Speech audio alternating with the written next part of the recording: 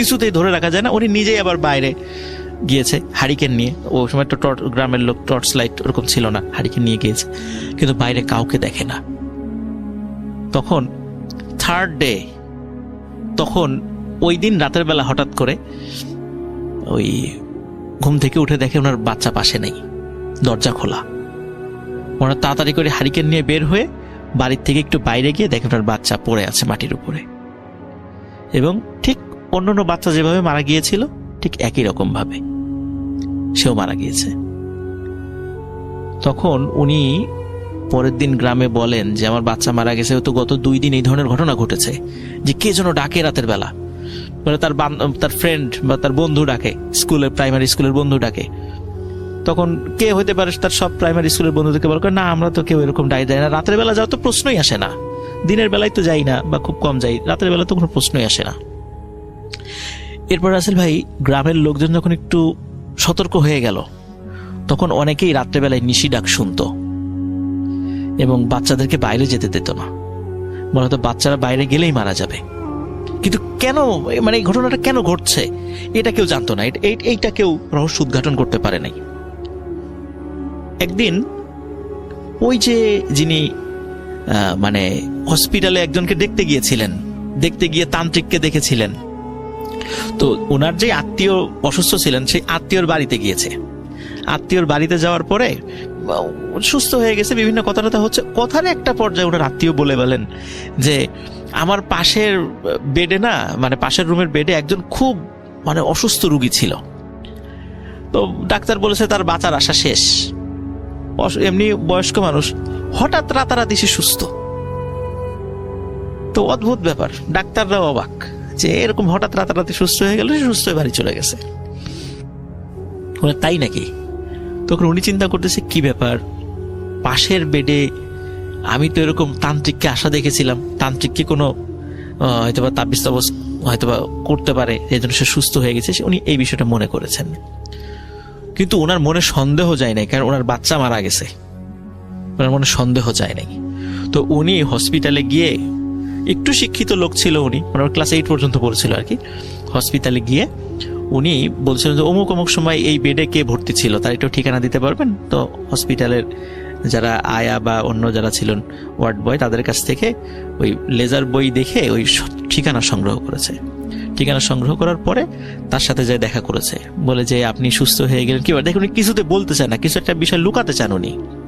তখন বলে যে আপনি কি কেন শুনতে চাচ্ছেন? বলে যে আমার একজন লোক অসুস্থ, আমি একটু শুনতে চাচ্ছি আপনি কিভাবে সুস্থ হলেন, মানে কেমনে এটা সম্ভব হলো? তখন বলে যে ও গ্রামে একটা মানে কবিরাজ টাইপের আছে, উনি একটা পানি পড়া দিবেন, আপনি সুস্থ হয়ে যাবেন। তখন বলে যে কোন গ্রামের নাম বললেন? দেখে কি যে এইটা সেই চাপাদার বিলের ওই গ্রামটা। তখন উনি খুব অবাক হন, উনি আর কিছু বলেন না, বলে আচ্ছা ঠিক আছে আমি তার কাছে যাব। তো রাসেল ভাই এরপরে ঘটনা যেটি জানা যায় এবং এটা হাতে নাতে ধরা পড়ে উনি, সেটা হলো উনি রাতের বেলা উনার কিছু পোষা মানে বন্দি করা কিছু জিনদেরকে দিয়ে বিভিন্ন বাচ্চাদেরকে মানে তার পরিচিত লোকদেরকে দিয়ে ডাক দেয়াতেন। এটা ওই এলাকায় নিশি ডাক বলে। তো ওই বাচ্চারা যখন বের হয়ে আসতো ওই ডাকটা শুধু বাচ্চারাই শুনতো, অন্য কেউ শুনতো না। তখন যখন বের হয়ে আসতো সব দিনে কিন্তু না, ওই মানে আপনার অমাবস্যা পূর্ণিমা কিছু তিথি হিসাব করে করে, তখন ওই বাচ্চারা বের হয়ে আসার পরে নাকি উনি ওই বাচ্চার কাছে গিয়ে মাথায় হাত রাখতেন, হাত রাখার সাথে সাথে ওই বাচ্চা মারা যেত। ভয়ঙ্কর ব্যাপার তো এটা, সাথে সাথে মারা যেত। এবং বলা হয়তো যে ওই হাতটা রাখার পরে ওই হাতটা নিয়ে মানে আবার একটা মানে এটা মাটির একটা পাত্রর মতো, ওর ভিতরে পানি থাকতো, ওই হাতটা ওই পানির মধ্যে উনি চুবাইয়ে দিতেন এবং ওই পানিটাই রাসেল ভাই বিভিন্ন লোককে উনি খাওয়াতেন এবং ওই পানিটা খাওয়ার পরে সুস্থ হয়ে যেত লোককে। এখন তাকে যখন ধরা হয়েছে যে তুমি এটা কাজটা কেন করো, তখন সে বলে যে বাচ্চাদের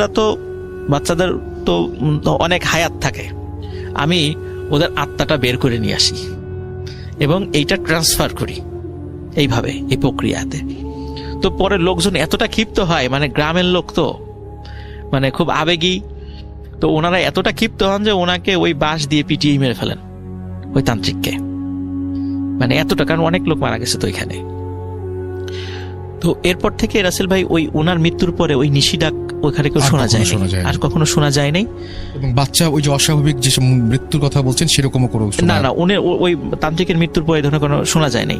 আর রাসেল ভাই এই ঘটনাগুলো বিশ্বাস করা কিন্তু একটু কঠিন, যে আসলে আমি এতক্ষণ ধরে ঠিক এই জিনিসটাই চিন্তা করছিলাম, হ্যাঁ, যে খুব কঠিন। এটা আসলে হয় কিভাবে। কিন্তু আমি রাসেল ভাই ঘটনাটা পরবর্তীতে অ্যানালাইসিস করেছি যে এটা কিন্তু ভারতে এই ধরনের ঘটনার নজির আছে। আমি পরবর্তীতে এইটা নিয়ে অ্যানালাইসিস, আচ্ছা, ভারতে এই ধরনের আচ্ছা। নজির আছে। আচ্ছা, তারপরে মিশরে মিশর এবং ওমানে এই ঘটনার নজির আছে, এবং ব্রাজিল এবং আর্জেন্টিনা এবং পেরু এই তিনটা দেশে এই ঘটনার নজির আছে, যে এই টাইপের কিছু কথা একদম উপজাতি পর্যায়ে এই জি। ধরনের কিছু কিছু বিষয় জি। ওদের আছে এরকম। আদিবাসীদের মধ্যে এই ব্যাপারগুলো হ্যাঁ হ্যাঁ, আদিবাসীদের মধ্যে বলা যায় এই টাইপের কিছু জিনিস আছে, কিন্তু এখন হয়তো বা অনেকে এটা বিশ্বাস করেন না, বা এটা কিভাবে কি হয় এটা বিশ্বাস করেন না। আমার নিজের কাছে এটা বিশ্বাস করতে কষ্ট হয়, যে বলা হয় যে কোনো অসুস্থ ব্যক্তিকে যদি ওই পানিটা খাইয়ে দেওয়া হয় জি। উনি সুস্থ হয়ে যাবেন। আচ্ছা। এইটাই হলো এই চিকিৎসার এই পদ্ধতি, মানে উনি একটা মানুষকে হত্যা করে পরে ওই পানিটা আবার একজন অসুস্থ ব্যক্তিকে খাইয়ে দিবেন এবং উনি সুস্থ হয়ে যাবেন।